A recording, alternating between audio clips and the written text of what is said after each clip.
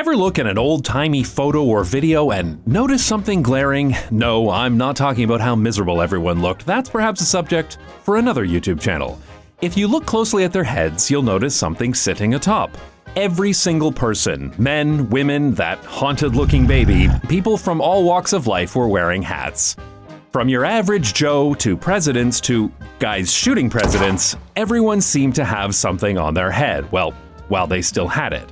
But like worldwide horse employment rates, it all came crashing down when cars arrived on the scene. If you look around today, you'll notice hardly anyone is wearing a hat. Well, besides your cousin Dan, who's trying to hide from the world that he's balding. It's hard to imagine now, but back in the day, donning your hat was an essential part of getting dressed for the day.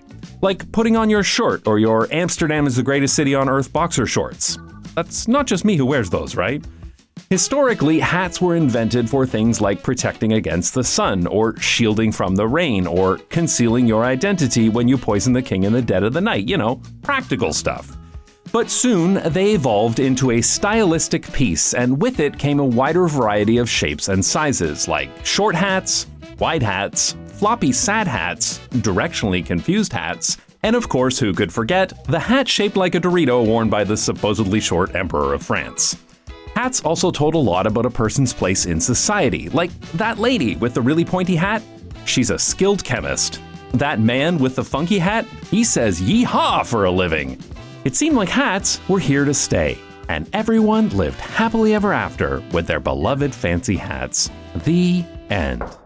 Who is it? It's the automobile!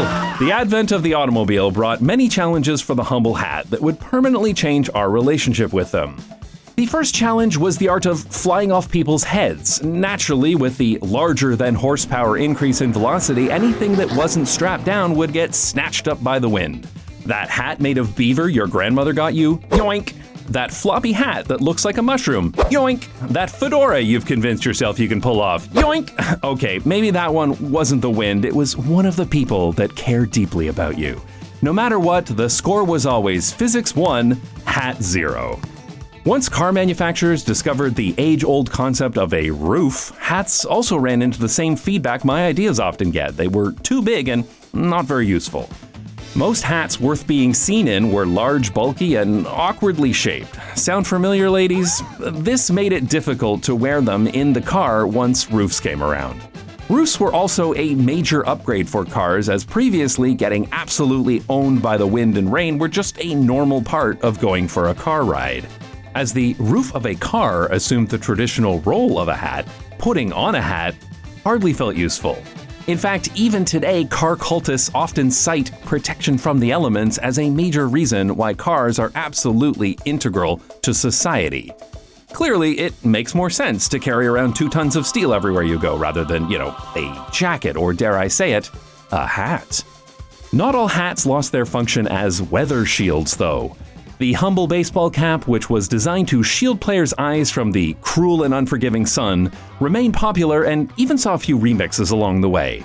One such remix, the trucker hat, protected and ventilated the sweaty heads of truckers everywhere.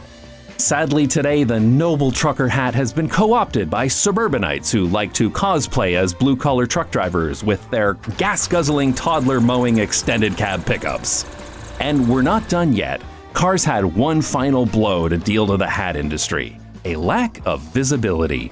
As more and more people bought cars, there were fewer and fewer places to be seen by others.